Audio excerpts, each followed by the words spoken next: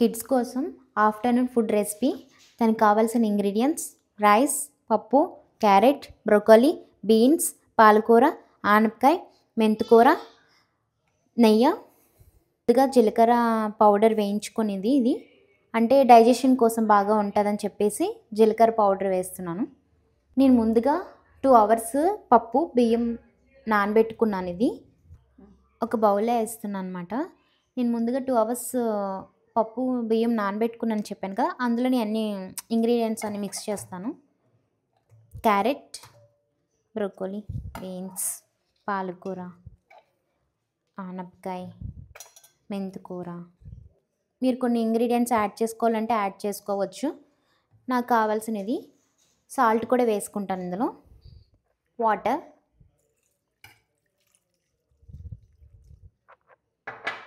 ఒక glass water సరిపోతుంది.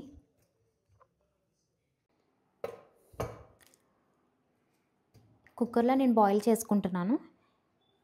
Water ఇలా వేసుకుని ఈ బౌల్ పెట్టేస్తున్నాను. ఆకుకూరలన్నీ ఎందుకంటే కంటికి చాలా మంచిది కాబట్టి, క్యారెట్ కళ్ళకి 6-7 వస్తే సరిపోతుంది విజిల్స్.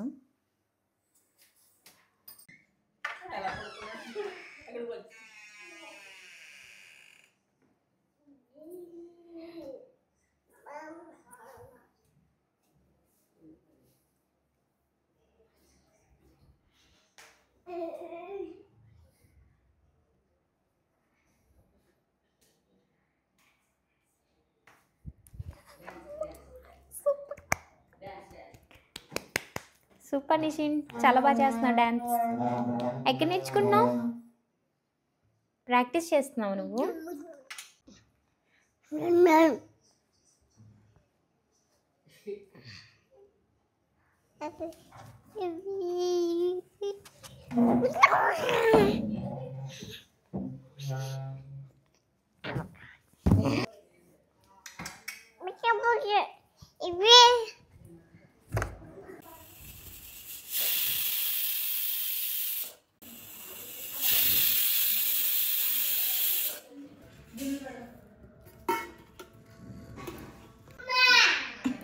బాగా బాయిల్ అయిపోయింది.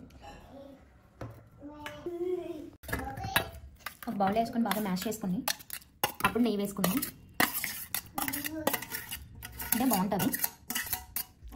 ఇది బాగా మ్యాష్ చేసుకొని కొంచెం గీ అంది వేడి చేసుకుంటే, ఇవన్నీ ఇది వేడి చేసుకున్నాను. ఇది చెప్పండి. జీరా పౌడర్ కూడా మిక్స్ చేస్తున్నాను.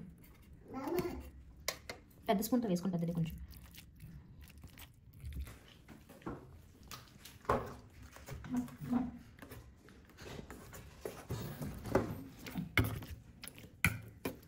కొంచెం మ్యాష్ చేసుకున్న తర్వాత కొంచెం నెయ్యి గీ వేసుకుందాం. దీనికి సరిపెట్టేట్టు వేసుకోండి, రైస్ సరిపెట్టేట్టుగా మ్యాష్ చేస్తున్నాను. అలానే మీకు అందుబాటులో ఉన్న ఆకుకూరలన్నీ ఏవైతే అవి వేసుకోవచ్చు. నాకు అందుబాటులో దొరికాయి కాబట్టి నేను వేస్తాను. ఆకుకూరల వల్ల కంటికి చాలా మంచిది కాబట్టి.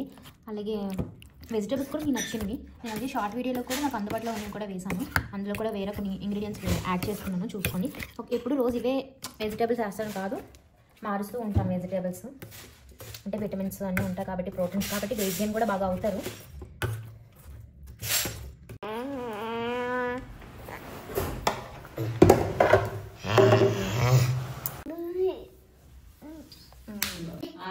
తప్పంట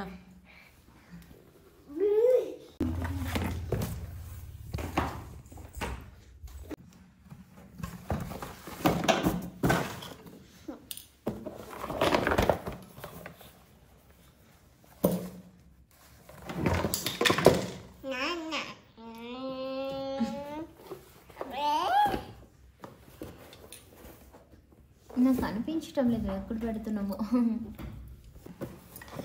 అదే వద్దు, నువ్వు ఈ బంగారం మొదలు పెట్టేవేంట్రా, నువ్వు నడ్డం మానేసి.